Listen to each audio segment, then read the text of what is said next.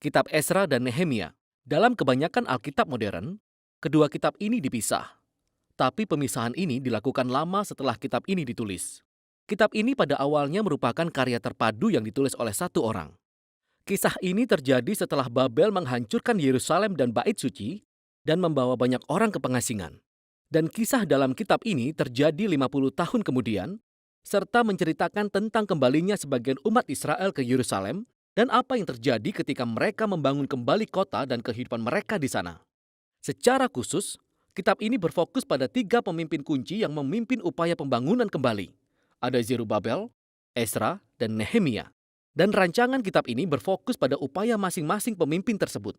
Zerubabel memimpin sekelompok besar orang kembali ke Yerusalem untuk membangun kembali Bait Suci. Lalu sekitar 60 tahun kemudian, Esra tiba di Yerusalem untuk mengajar Taurat dan membangun kembali komunitasnya. Dan kemudian dia diikuti oleh Nehemia yang memimpin pembangunan kembali tembok Yerusalem. Dan ketiga kisah ini dirancang untuk menjadi paralel.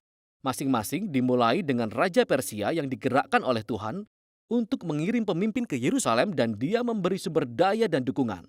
Dan kemudian masing-masing pemimpin menghadapi pertentangan dalam usaha mereka yang kemudian bisa mereka atasi. Namun dengan cara yang mengarah kepada antiklimaks yang aneh di ketiga bagian tersebut. Mari kita lanjutkan dan lihat bagaimana jalan ceritanya. Jadi kisahnya dimulai dengan sebuah keputusan dari Kores, Raja Persia. Dia digerakkan Allah untuk mengizinkan orang-orang buangan kembali ke Yerusalem dan membangun kembali Bait Suci.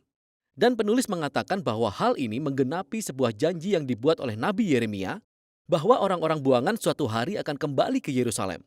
Sekarang penggenapan ini seharusnya memicu harapan kita pada banyak janji kenabian lainnya. Bahwa pengasingan bukan akhir dari kisah ini.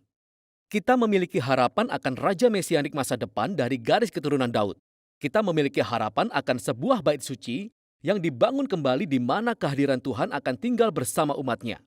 Harapan bagi kerajaan Allah untuk datang atas semua bangsa dan membawa berkat-Nya seperti yang telah Dia janjikan kepada Abraham. Sehingga dengan segala pengharapan inilah, kita membaca kisah tentang Zerubabel. Nama Zerubabel berarti ditanam di Babel. Dia mewakili generasi yang lahir di pengasingan di Babel, dan dia memimpin gelombang kembalinya orang Israel ke Yerusalem. Setelah mereka menetap di sana, mereka membangun kembali mezbah untuk mempersembahkan korban, dan kemudian membangun Bait Suci. Upacara peletakan fondasi, dan kemudian pentahbisan Bait Suci. Ini adalah momen-momen penting. Kisah masa lalu tentang kemah suci dan pentahbisan Bait Suci hendaknya tetap kita ingat. Ini adalah saat di mana awan api kehadiran Allah seharusnya turun. Dia tinggal dengan umatnya, namun itu tidak terjadi. Jadi sementara beberapa orang bersorak-sorai untuk Bait Suci yang baru ini, para tua-tua yang pernah melihat Bait Suci Salomo menangis dalam kesedihan. Ini tidak sebanding dengan kejayaan di masa lalu atau harapan mereka untuk masa depan. Dan disinilah kita mendapati kisah pertama tentang pertentangan yang sangat aneh. Jadi cucu-cucu orang Israel yang tidak dibawa ke pengasingan selama ini tinggal di Yerusalem. Dan mereka datang untuk menawarkan bantuan untuk membangun kembali Bait Suci. Dan Zerubabel menolak. Zerubabel berkata, "Engkau tidak memiliki bagian dalam Bait Suci kami." Dan ini tentu saja memicu konflik yang kemudian diatasi oleh Zerubabel. Tapi ini sangat aneh, karena para nabi mendapat penglihatan bahwa semua suku Israel akan berkumpul dengan semua bangsa untuk berpartisipasi dalam penyembahan Allah Israel ketika kerajaan Allah pada akhirnya datang. Jadi bisa dikatakan bahwa ini adalah momen antiklimaks. Di bagian selanjutnya, kita akan dibawa maju 60 tahun kemudian, dan kita diperkenalkan kepada sosok Esra. Dia adalah seorang pemimpin di antara orang-orang Israel yang diasingkan di Babel. Dan dia adalah seorang ahli Taurat dan seorang guru Taurat. Dan oleh karena itu, dia diangkat oleh Artasasta, Raja Persia, untuk memimpin gelombang lain kembalinya orang-orang buangan ke Yerusalem. Dan Esra ingin membawa pembaruan spiritual dan sosial di antara orang-orang itu. Harapan kita sangat tinggi. Namun lagi-lagi kita sampai pada momen antiklimaks lainnya dalam kisah ini. Esra mendapati bahwa banyak orang Israel yang diasingkan yang telah kembali, telah menikahi orang-orang bukan buangan yang selama ini tinggal di sekitar Yerusalem. Sebagian dari mereka bukanlah orang Israel, dan sebagian lagi adalah orang Israel. Lalu Esra mengumumkan perintah dari Taurat bahwa bangsa Israel harus kudus dan terpisah dari orang Kanaan kuno. Dan kemudian dia mengatakan bahwa orang-orang yang tinggal di sekitar Yerusalem sama saja seperti orang Kanaan. Mereka akan merusak orang-orang buangan. Jadi Ezra menaikkan doa pertobatan, dan ini sangat menyentuh hati. Tapi kemudian, dia mengumpulkan semua pemimpin dan memberlakukan peraturan perceraian yang mengatakan semua perkawinan ini harus dibatalkan. Para wanita dan anak-anak diusir. Dan kemudian, peraturan tersebut hanya dijalankan sebagian setelah diterimanya daftar beberapa pria yang menceraikan istri mereka. Kisah ini sangat aneh untuk beberapa alasan. Pertama-tama, Allah tidak pernah memerintahkan Ezra untuk melakukan semua ini, namun pemimpin-pemimpin Yerusalemlah yang membuat Ezra membuat peraturan ini. Kedua, Nabi Maleaki yang hidup pada zaman yang sama mengatakan bahwa orang-orang buangan harus menjaga kemurnian. Namun dia juga mengatakan bahwa Tuhan menentang perceraian. Dan karena itu, beragam dampak dari keputusan ini sesuai dengan pola penutup antiklimaks yang aneh, yang membawa kita ke bagian selanjutnya tentang Nehemia. Dia adalah seorang pejabat Israel yang melayani di pemerintahan Persia. Dan ketika dia mendengar tentang kerusakan tembok Yerusalem, dia berdoa dan kemudian mendapatkan izin dari Raja Persia, Artasasta, untuk pergi dan membangun kembali temboknya. Raja bahkan memberi mereka pengawal bersenjata dan semua sumber daya. Jadi setelah tiba di Yerusalem, dia memulai proyek pembangunan. Dan dia juga menghadapi pertentangan dari orang-orang yang telah tinggal di sekitar Yerusalem. Sekali lagi, kita menghadapi ketegangan dalam kisah ini.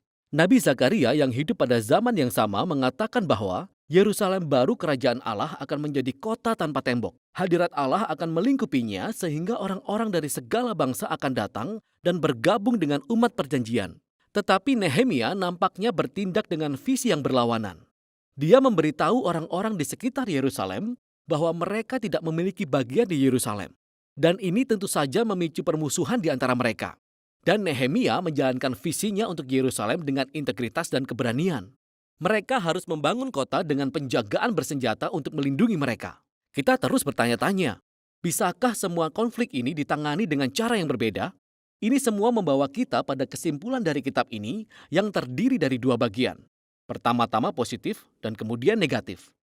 Ezra dan Nehemia menggabungkan kekuatan untuk menghasilkan pembaruan spiritual di antara kaum Israel. Mereka mengumpulkan semua orang buangan bersama-sama untuk sebuah perayaan. Mereka membaca dan mengajarkan Taurat kepada semua orang selama 7 hari. Dan kemudian, mereka merayakan pesta kuno Pondok Daun untuk mengingat kesetiaan Allah. Mulai dari perjalanan keluar dari Mesir dan perjalanan di padang gurun. Kemudian mereka menaikkan doa pengakuan dosa. Mereka bersumpah untuk memperbarui perjanjian, menaati semua perintah Taurat, dan mereka mengakhirinya dengan perayaan besar atas bait suci, tembok Yerusalem. Dan kita berpikir ini bisa menjadi titik balik, tapi ternyata tidak. Kitab ini berakhir dengan sebuah kekecewaan yang mendalam. Nehemia berkeliling kota dan dia menemukan bahwa orang-orang belum memenuhi sumpah perjanjian mereka. Jadi usaha Zerubabel gagal, karena ia menemukan bait suci terbengkalai dan dikelola oleh orang-orang yang tidak cakap. Kemudian dia menemukan bahwa usaha Ezra terancam gagal. Dia menemukan bahwa semua orang melanggar Taurat. Orang-orang bekerja pada hari Sabat.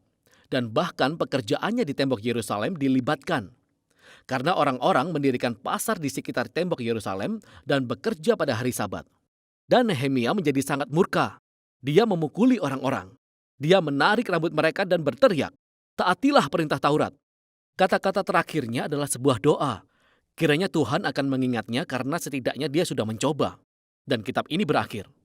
Maksud saya ini sangat aneh. Tapi kita sudah siap untuk itu kan? Momen-momen antiklimaks ini secara sengaja dirangkai di dalam rancangan kitab ini. Jadi, ini menimbulkan pertanyaan. Apa sih kontribusi kitab ini bagi alur cerita Alkitab?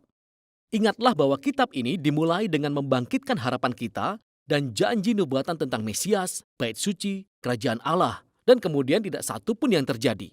Jadi meskipun sekarang bangsa Israel kembali ke tanah perjanjian, keadaan spiritual mereka nampaknya tidak berubah sejak sebelum pengasingan.